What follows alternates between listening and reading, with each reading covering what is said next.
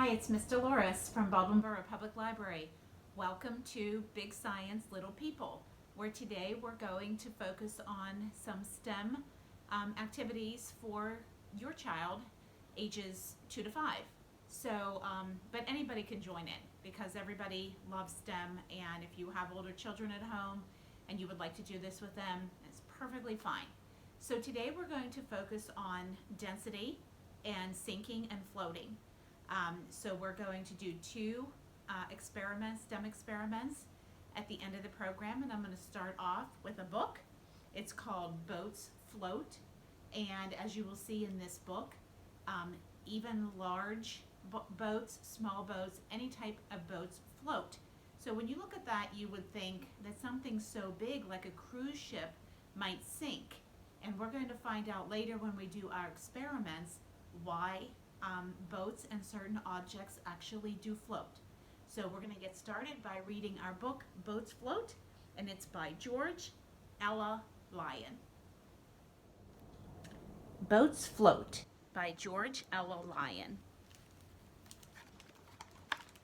Boats have keels, boats have hulls, lifted by waves and followed by gulls. Okay, if you've ever been to the beach, you see seagulls.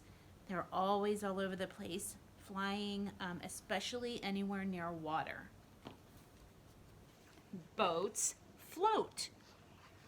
Okay, so you see that boat, and it's kind of big, but we're going to see bigger boats. We're also going to see smaller boats. Motorboats, rowboats, cabins down below boats. Okay, so these kinds of ships, you can go down underneath, and the people are down here, so there's cabins, which means rooms that you can sleep in on these types of ships. And look how big this boat is, and it still floats. Sailboats, mail boats. Did you know there's boats that deliver mail? Did you know that? Waving from the rail boats. Okay, so this is a cruise ship, and they are going to go on a nice trip, and then you wave. You can stand at the top, and you can wave to who's ever not going onto the boat and is on the land.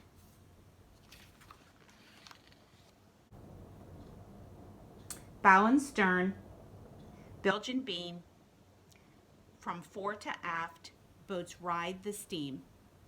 Sails and engines, paddles and oars, make the trip from shore to shore. Have you ever gone in a canoe? Maybe when you were camping?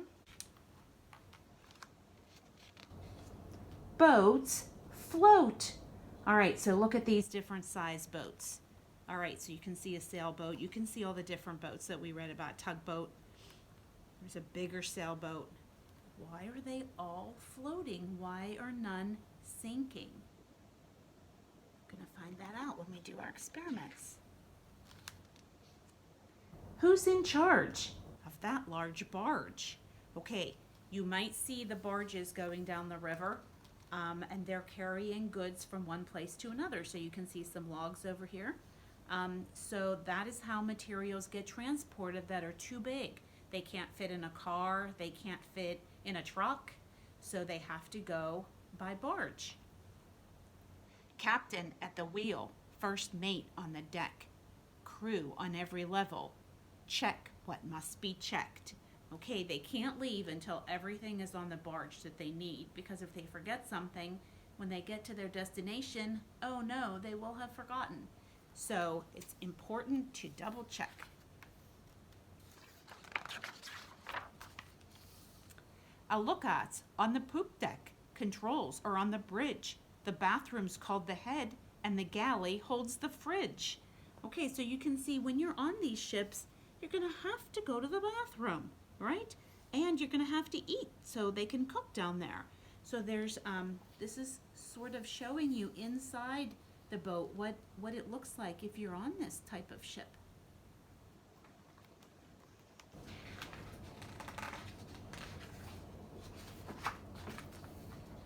Steamboats, fishing boats, gondolas, banana boats, bilibillus, skiffs.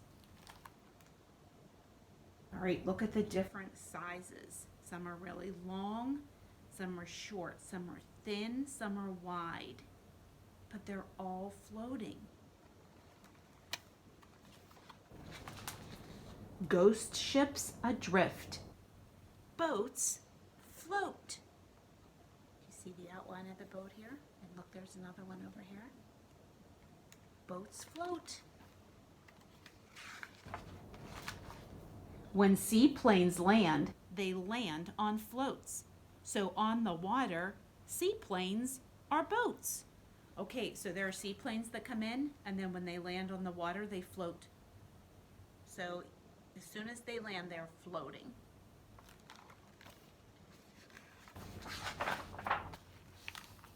What is this? Look at that giant sea turtle. I love sea turtles. Do you love them too?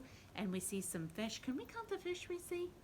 1, 2, 3. Good job. Do you know what this is called? Tell your grown-up if you know what that's called.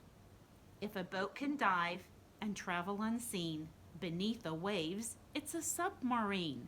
Okay, this type of boat travels under the water, and it's meant to travel under the water.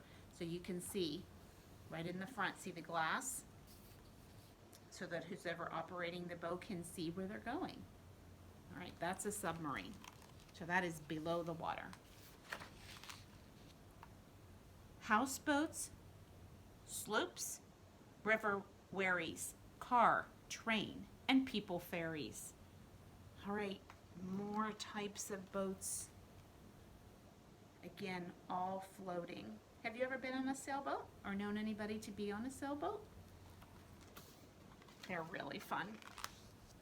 Pirate ships, junks, canoes, so many boats. How can you choose? Boats, boats, boats, boats. Float, float, float, float. Okay, all of these boats float. So that means they stay on top of the water. They do not sink. Want a small boat? All right, see this one? Look how small, and you can see a dog in it. Not a very tall boat. Try coracles, dinghies, bathtubs, rafts. So short that 4 is almost aft. Okay, look at these different kinds of boats. All right, this is just like a little small rowboat. Look at that kind of boat. Do you know what shape that is? What kind of shape is this boat in? Do you know? Tell your grown-up if you know the shape. That's right. That is a circle. This one's more like a triangle. This one is like a rectangle, and he is actually standing on this. Okay, so those are logs, and those are floating. And then this is another rectangle. It's like a bathtub. So it's like your bathtub at home.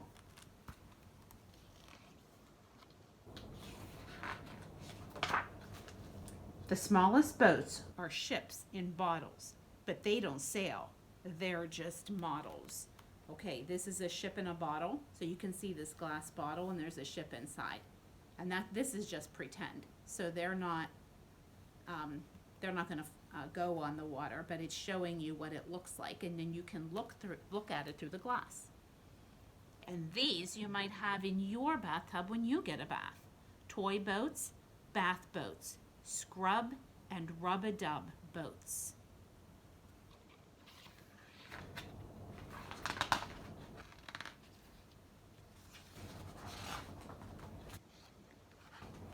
Want a grand boat? Whoa, look how big that is.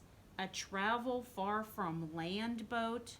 Okay, they're going on, that's a cruise ship. Board an ocean liner. Voyage for a week. Climb from deck to deck and find what you seek. Bowling alley, movies, ice cream, books, and the million-colored ocean everywhere you look. Okay, so on these ships, this is like being in a really, really fancy house. There's all kinds of things to do. The bowling alleys and movies and dining halls and just all kind of fun and entertainment. You can see dancers and entertainers, and it's just a lot of fun.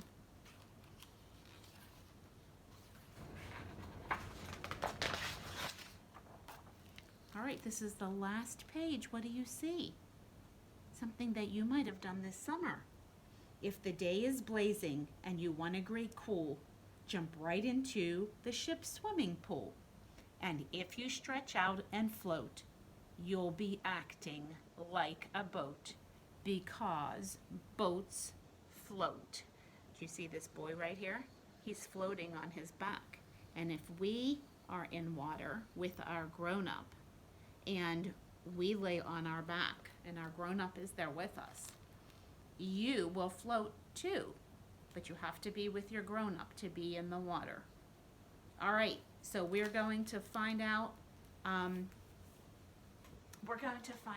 why boats float. So boats and other materials are made up of a lot of things called molecules. And sometimes the molecules are real close together. Can you get your hands and put them real close together? And can you squeeze them?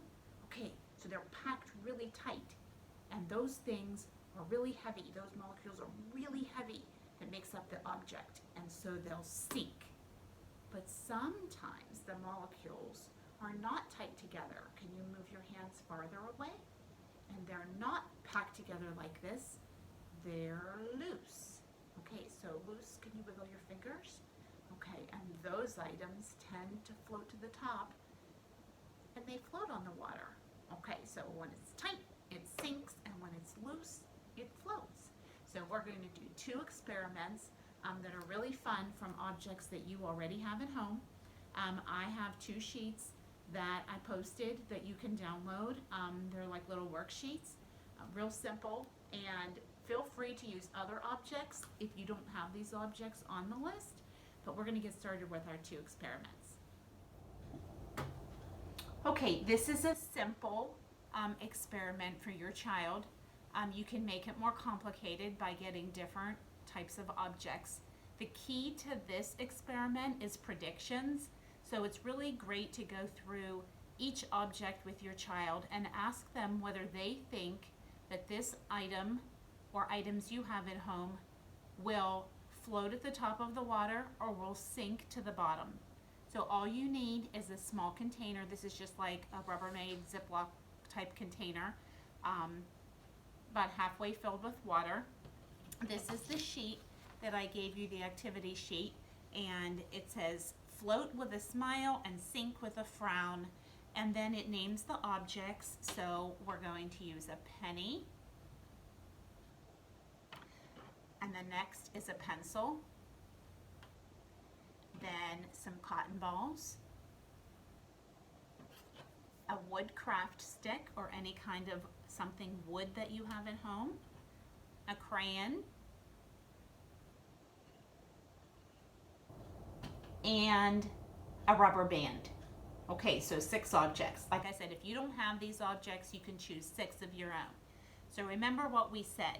If the object's molecules are really tight together, is it going to sink or float? That's right, it's going to sink. So let's start out with the penny. And you can say whether, you can tell your grown-up whether you think this penny will sink to the bottom of the water or going to float on the top of the water. All right, make a prediction. All right, and then you can say whether what you think is going to do. So we're going to predict. And the nice thing about predictions is it's okay if it doesn't turn out to be what you predicted, because that's how you learn what it does. So this penny, we're going to put it in the water and see. Where did it go? It sank. See, it did not float. It sank all the way down to the bottom. So this object is very dense. That means the molecules that are in the penny and make up the penny are very tightly packed. And when you put it in the water, it did not float. It sank to the bottom. Okay, so I'm not going to go through the other ones because I would like you to do them. And then because you can take your penny out, and because the item sank, you're going to take it. You can wipe it off if you want. And you're going to put it in this column where the frowny face is, because the item went to the bottom. It sank. All right, and you can do your sheet. You can also make copies of this and do other objects. This is really fun for them to go around and find objects in your house. Feathers are a good one. Paper clips are a good one. Any toys from the bathtub. So it's really good to just get different types of objects and have them have fun with this. All right, we're going to go on to our second experiment. So for our last experiment, we're not going to focus on objects and their density. We're going to focus on liquids. So you will need some things for this experiment that I think you may have at home. So just 3 plastic cups. One you're going to write water on. One you're going to write soap. And the last one you're going to write oil. And then these are just the objects. So vegetable oil, dish soap, preferably Dawn, and just some water. This was from our last experiment, so you can just reuse that. You also need 3 balloons in different colors if you have them, and you're going to need a measuring cup. So what you're going to do is take this sheet that you were able to download, and again, your child can make predictions on whether they think what we're going to put in the balloon will sink or float. So you're going to need 1/2 a cup of every one of these liquids. So in one of your balloons, you're going to put 1/2 a cup of water. And the next one, you're going to put 1/2 a cup of dish soap. And in the last one, you're going to put 1/2 a cup of oil. In these cups, you're going to fill them about halfway full with water. Once you put the liquid in the balloon, you're going to knot it at the top. So again, this balloon will be filled with water. This balloon will be filled with soap. This balloon will be filled with oil. And in all 3 of your cups will be water.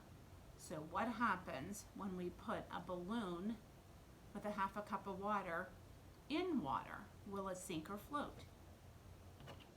What happens when we put a balloon that has dish soap in it in water? Will it sink or float? And what happens when we put a balloon that has oil in it in water? Will it sink or float? And you can make your predictions and tell your grown-up what you think, and then find out what really happens. Well, I hope you have enjoyed our sinking and floating activities and book for today. Tune in next Tuesday when we're going to do 1,000 books before kindergarten. There is a few spots remaining. Pickup of kits begins tomorrow, so if you're signed up for a literacy kit, you can stop on in anytime tomorrow. We're open Monday through Thursday, 10 until 6, Fridays, 10 until 3. Okay, I hope you guys have a great week, and I'll see you next Tuesday.